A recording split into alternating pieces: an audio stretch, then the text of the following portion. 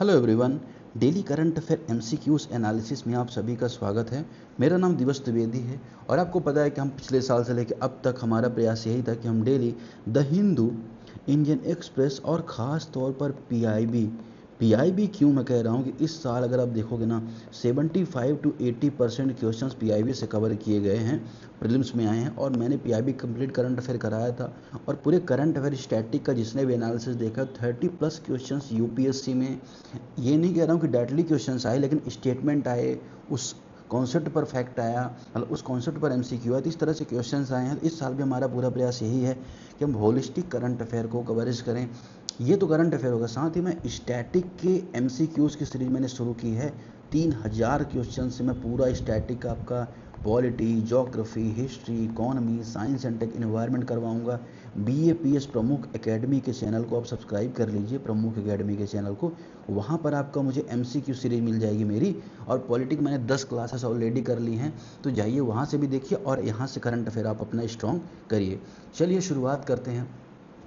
बात करते हैं जो पहली न्यूज़ है उसकी, आखिर पहली न्यूज़ क्या थी और ये क्यों करंट अफेयर में रही है ना। तो यहाँ पर अगर आप देखेंगे पहली न्यूज़ क्यों थी, तो अगर आप देखो रिसेंटली स्नो लेपर्ड को फोटोग्राफ किया गया फर्स्ट टाइम पे धौलाधर वाइल्ड लाइफ सेंचुरी में। तो जो धौलाधर वाइल्ड लाइफ सेंचुरी है, ये न्यूज़ में आ जाती है धौलाधर वाइल्ड लाइफ सेंचुरी, ठीक है। इसको यहाँ पर अभी किसको, स्नो लेपर्ड को क्या किया गया, रिसेंटली सीन किया गया है, इस वजह से न्यूज़ में आ गई। लेकिन अगर धौलाधर वाइल्ड लाइफ सेंचुरी के बारे में फैक्ट की बात करें, इसको 1994 में इस्टेब्लिश किया गया था और ये कहाँ है, हिमाचल प्रदेश में है। कहाँ पे है, हिमाचल प्रदेश में है धौलाधर वाइल्ड लाइफ सेंचुरी, जिसे 1994 में इस्टेब्लिश किया गया था।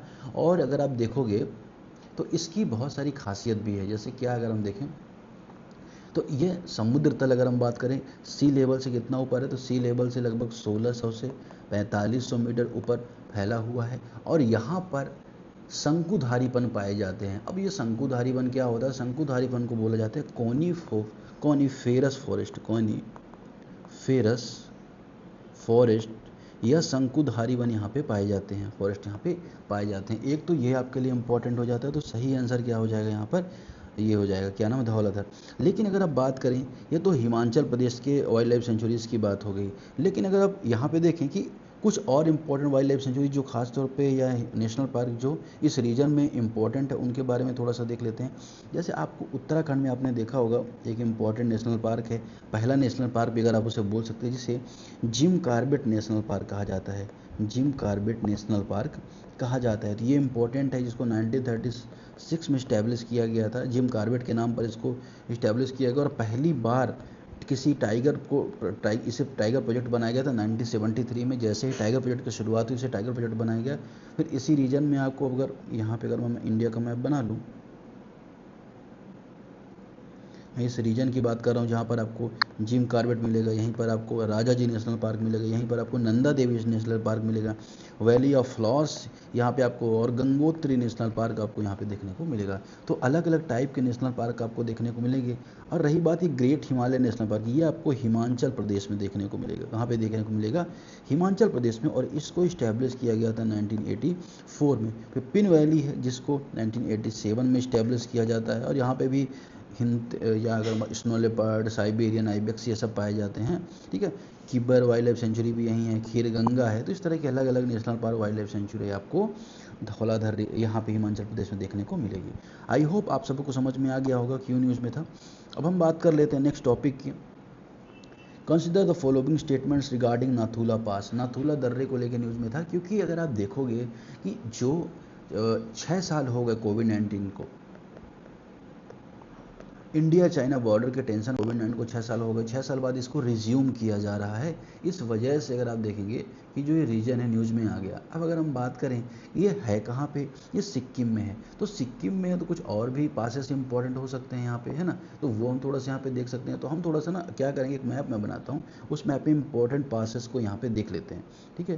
तो इस मेजरली जो पासेस हैं वो आपको इस रीजन में, जम्मू कश्मीर के रीजन में, और आपको अरुणाचल प्रदेश के रीजन में देखने को मिलेंगे, ठीक है। तो यहाँ पर आपको मैं, ठीक है। अब ये देखिए, अब सबसे पहले इंपॉर्टेंट पास में आ जाते हैं। तो सबसे पहले इंपॉर्टेंट पास है, अगर अब यहाँ पे देखो ये अगर इसको हम यहाँ पे इस तरह से डिवाइड कर लेते हैं जम्मू रीजन को, तो यहाँ पर आपको देखने को मिलेगा कौन सा, पहले इसी को देख लेते हैं, नाथुला पास। ये सिक्किम वाला रीजन है और सिक्किम में आपको नाथुला पास देखने को मिलेगा। नाथुला पास सिक्किम में ही आपको जेलेपला या जेलेप पास आपको सिक्किम में ही देखने को मिलेगा। तो नाथुला जेलेप सिक्किम में पास देखने को मिलेगा। फिर आ जाते हैं हम यहाँ पे उत्तराखंड में। तो उत्तराखंड में आपको इंपॉर्टेंट पासेस देखने को मिलेंगे। कौन कौन से उत्तराखंड में, जैसे नीति पास आपको उत्तराखंड में देखने को मिलेगा, माना पास आपको उत्तराखंड में देखने को मिलेगा। तो नीति, माना पास। फिर अगर हम हिमाचल प्रदेश में आ जाएँ, अगर हम बात करें हिमाचल प्रदेश में कौन कौन से पास आपको देखने को मिलेंगे। तो हिमाचल प्रदेश में आपको बड़ा लाचा पास, रोहतांग पास आपको देखने को मिलेगा हिमाचल प्रदेश में, ये लिखते जाइएगा। रोहतांग पास के अलावा जो सिपकीला पास है ये भी हिमाचल प्रदेश में आपको देखने को मिलेगा। सिपकीला पास हिमाचल प्रदेश में देखने को मिलेगा।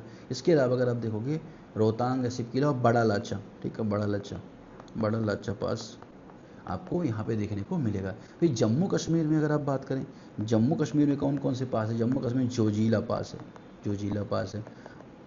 जम्मू कश्मीर में पीर पंजाल पास है, ठीक है ना। तो ये दो इंपॉर्टेंट पास जम्मू कश्मीर में हैं। और यहाँ पे अरुणाचल प्रदेश में अगर आप देखोगे, अरुणाचल प्रदेश में आपको इंपॉर्टेंट पास सेला पास आपको अरुणाचल प्रदेश में मिलेगा, और बोमडीला, ये दोनों बहुत इंपॉर्टेंट पास हैं, आपको पता होना चाहिए।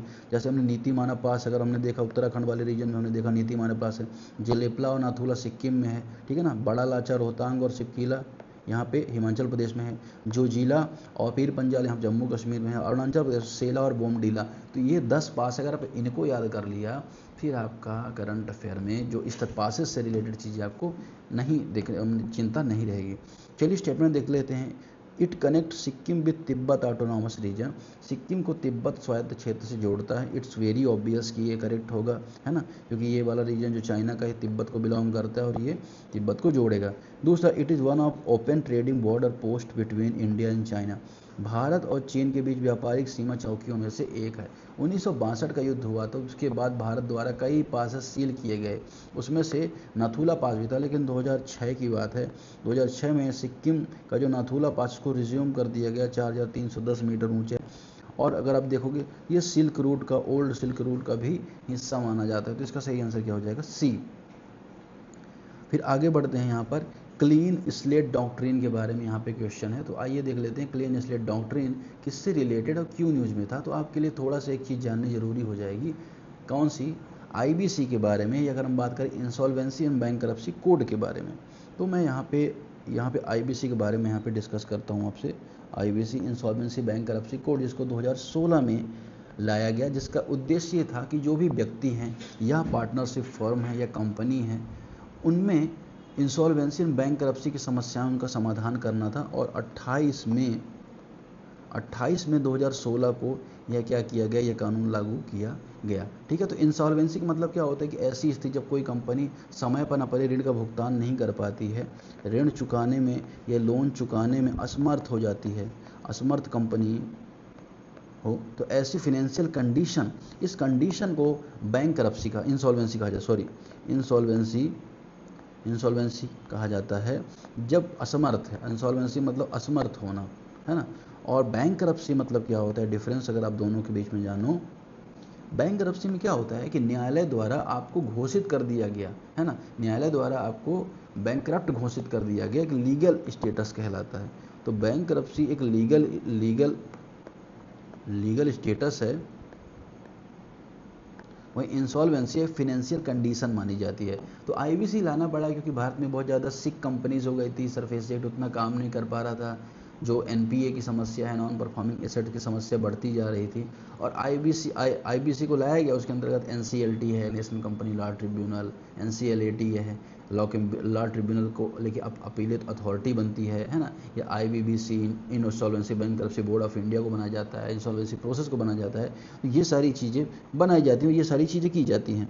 लेकिन अभी न्यूज़ में क्यों आ गया, अगर हम बात करें कि अभी क्लीन स्लेट सिद्धांत क्यों न्यूज़ में आ गया, कि सुप्रीम कोर्ट ने कहा कि उजास एनर्जी मामला को उन्होंने रेफरेंस दिया और कहा क्लीन स्लेट जो डॉक्ट्रिन है इसका उद्देश्य क्लेम को समाप्त करना है, ना कि लीगल कॉन्सिक्वेंसेस को समाप्त करना है, ठीक है। तो क्लीन स्लेट का थ्योरी है, इसका पर्पस क्या है कि जब भी कोई कंपनी सीआरआईपी प्रोसेस या इंसॉल्वेंसी प्रोसेस से गुजरती है, किसी नए खरीददार द्वारा खरीदी जाती है, नया मालिक पुराने ऋण को देने के लिए उत्तरदायी नहीं होगा। तो ये अभी क्लीन स्लेट सिद्धांत न्यूज में यहाँ पे था कि भाई जो नया मालिक है, न्यू ओनर है ना, वो पुराने ऋण क्यों देगा। तो ये यहाँ पे न्यूज में था, इस वजह से चर्चा में आ गया। तो इसमें सही आंसर आपका क्या हो जाएगा, सही आंसर हो जाएगा IBC इंसॉल्वेंसी बैंकरप्सी कोड। तो IBC इसका करेक्ट आंसर यहाँ पर हो जाएगा। ठीक है, तो नया मालिक पुराने ऋण को देने के लिए उत्तरदायी नहीं होगा, ये आपको यहाँ पे याद रखना है। ये क्लीन स्लेट डॉक्ट्रिन यहाँ पे कहना चाहता है। नेक्स्ट टॉपिक है scheme for venture capital fund for schedule caste. Schedule caste के लिए वेंचर कैपिटल फंड की बात यहाँ पे हो रही है। तो यहाँ पर अगर आप देखोगे तो हाल ही में यह योजना अनुसूचित जाति के जो उद्यमी हैं, प्रौद्योगिकी या टेक्नोलॉजिकल डिवाइन मैन्युफैक्चरिंग यूनिट्स हैं, उनमें एम्प्लॉयमेंट जनरेशन के लिए अगर हम बात करें सेल्फ रिलायंस के लिए भारत के लक्ष्यों में योगदान देने में सक्षम बन रही है। अब अगर हम बात करें अनुसूचित जनजातियों के लिए जो वेंचर कैपिटल फंड है, इसको कब इस्टेब्लिश शुरू किया गया था, 2014-15 में इसको शुरू किया गया था मिनिस्ट्री ऑफ सोशल जस्टिस के अंतर्गत। यहीं पे क्वेश्चन है कि which nodal ministry implemented the social venture capital fund scheme. सही आंसर इसका ministry of social justice empowerment हो जाएगा, सही आंसर हो जाएगा सी।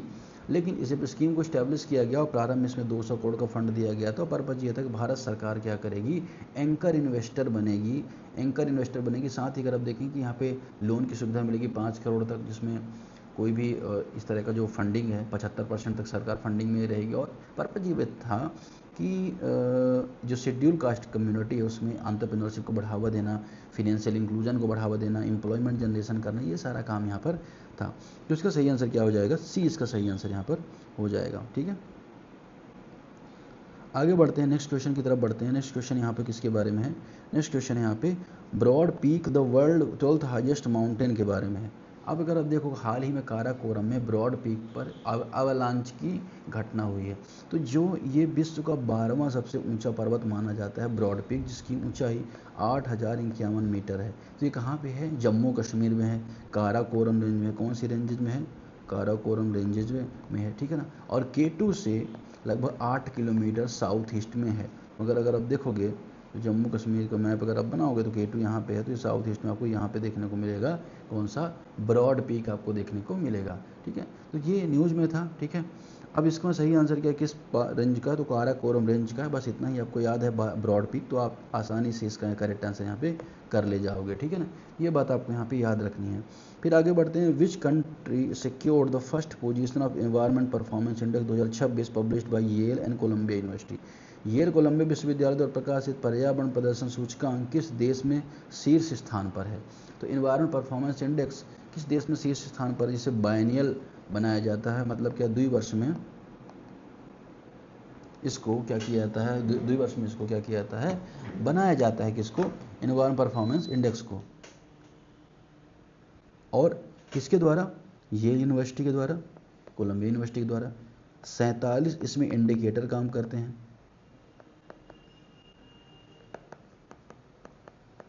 कोलंबिया यूनिवर्सिटी और ये यूनिवर्सिटी, इसके अलावा 12 सब्जेक्ट हैं। 3 पर्पज है, एनवायरनमेंट हेल्थ अच्छी हो, इकोसिस्टम बेहतर हो, क्लाइमेट चेंज बेहतर हो, ये यहाँ पे पहला वो रहता है। और इस बार एस्टोनिया जो है, एस्टोनिया को फर्स्ट रैंक मिली है, फर्स्ट रैंक को यहाँ पे से वही आंसर, एस्टोनिया फर्स्ट रैंक है। और जो भारत है उसको कितनी रैंक मिली, भारत को 176वीं रैंक मिली है एनवायरमेंट परफॉर्मेंस इंडेक्स में 177 देशों में। बहुत ख़राब रैंक है भारत की, तो ये बात आपको यहाँ पे याद रखना है। सही आंसर क्या हो जाएगा, बी। सस्पेंशन पॉलीविनाइल क्लोराइड, ये न्यूज़ में था क्योंकि जो DGFT संस्थान है ना, DGFT ने जो सस्पेंशन PVC है, इस पर 6 महीने का इम्पोर्ट बैन लगा दिया है ना। तो ये क्या है बेसिकली, अगर आप देखोगे ये यूज की जाती है पाइप बनाने में, तार बनाने में, विद्युत इलेक्ट्रिसिटी का तार बनाना, दरवाज़ा बनाना, खिड़की बनाना, इन सब में इसका यूज हो जाता है। इस वजह से इसको यहाँ पे बैन किया गया है। ठीक है, अब अगर आप देखोगे क्या देखेंगे कि आखिर ये इसमें क्वेश्चन क्या है कि suspension polyvinyl chloride resin recently restricted for import for DGFT primarily utilise for, इसका प्राइमरली यूटिलाइजेशन किसके लिए होता है, तो इसका सही answer manufacturing irrigation pipe and conduit इसके निर्माण में, सिंचाई पाइप कंड्यूट के निर्माण में इसका उपयोग यहाँ पर होता है। अब अगर हम बात करें डीजीएफटी के बारे में, तो डीजीएफटी क्या है? तो डीजीएफटी अगर हम देखें तो मिनिस्ट्री ऑफ कॉमर्स इंडस्ट्रीज़ के अंतर्गत डीजीएफटी क्या है? डीजीएफटी इसे directorate general of foreign trade कहा जाता है। ये वाणिज्य ministry of commerce and industries के अंतर्गत काम करने वाला संगठन है जो फॉरेन ट्रेड को बढ़ावा देना, फॉरेन ट्रेड को रेगुलेट करना और फॉरेन ट्रेड पॉलिसी को इम्प्लीमेंट करने में मदद करता है। और इसको इस्टेब्लिश किया गया था 1991 में और इसका हेडक्वार्टर डीजीएफटी का न्यू दिल्ली में है। अब भारत में foreign trade development and regulation act 1992 चलता है, वहाँ से इसको पावर मिलती है। ओके, तो ये चीज़ यहाँ पे है, इसके बारे में हमने यहाँ पर देखा। नेक्स्ट टॉपिक हम यहाँ पर देखेंगे किसके बारे में? केरला में किस नदी को दक्षिण भागीरथी नदी कहा जाता है? ये न्यूज़ में था, यहाँ पे समझते हैं। अभी पंबा जो रिवर उसमें बाढ़ आ गई, तो पंबा रिवर में बाढ़ आने की वजह से ये न्यूज़ में आ गई। और केरल की तीसरी सबसे बड़ी नदी है पंबन नदी, ठीक है, जिसे दक्षिण भागीरथी कहा जाता है। सबरीमाला मंदिर से भी जुड़ी हुई है और इसका ओरिजिन पुला चिमलाई हिल्स में होता है, पुला चिमलाई हिल्स से होता है। पश्चिमी घाट रेंज का पार्ट है और इसकी बहुत सारी सहायक नदी भी हैं। और एक जाति किसमें है? तो पंबा नदी यहाँ से निकली और यहाँ पे जाएगी, कहाँ पे जाएगी? सॉरी, ये इधर की तरफ जाए, अरब सागर में जाके गिरती है पंबा रिवर, ठीक है। और पूरा जो जल है इसका केरला वाले रीजन में ही रहता है, ठीक है। चलिए, सही आंसर क्या हो जाएगा? सी इसका सही आंसर हो जाएगा। सेकंड लास्ट क्वेश्चन है यहाँ पर, exercise rotor clap third recently conducted by Indian air force in Pokhran was the around. वायुसेना का जो अभ्यास है पोखरण अभ्यास रोटर क्लैप का मुख्य विषय क्या था?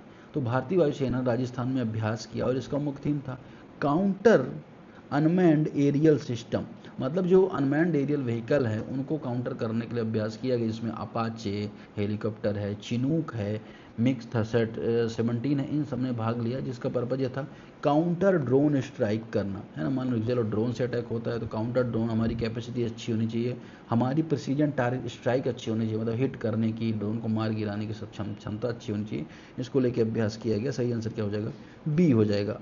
लास्ट क्वेश्चन है, बिच्छूकांडा बिच्छू की पूंछ नामक किलेबंदी युक्त इस पर किस ऐतिहासिक किले में प्रमुख स्थापत्य विशेषता है? The fortified spur known as Bichhukanda is distinctive architecture feature which of the fort? इसका सही आंसर होगा लोहागढ़। लोहागढ़ जो फोर्ट है ये कहाँ पर है? लोनावला में है। लोनावला में है। लोनावला कहाँ है? पुणे में है। पुणे कहाँ है? पश्चिमी घाट में, महाराष्ट्र में है। और इसकी ऊंचाई 1033 मीटर है और इसे लोहतामिया डायनेस्टी के द्वारा बनाया गया था। किसके द्वारा? लोहतामिया वंश के द्वारा बनाया गया था। बाद में चालुक्य, राष्ट्रकूट, यादव, बहमनी, इन सब का भी रूल यहाँ पर रहा। शिवाजी ने इस पर 1648 में शिवाजी ने इस पर विजय प्राप्त की। 1648 में शिवाजी ने विजय प्राप्त की, लेकिन जब 1665 में पुरंदर की संधि होती है तो वापस ये मुगलों को दे दिया जाता है, ठीक है। तो ये इसका सही आंसर हो जाएगा। तो हमने यहाँ पे 10 क्वेश्चन देख लिए करंट अफेयर के। आई होप आप सबको अच्छा लगा होगा।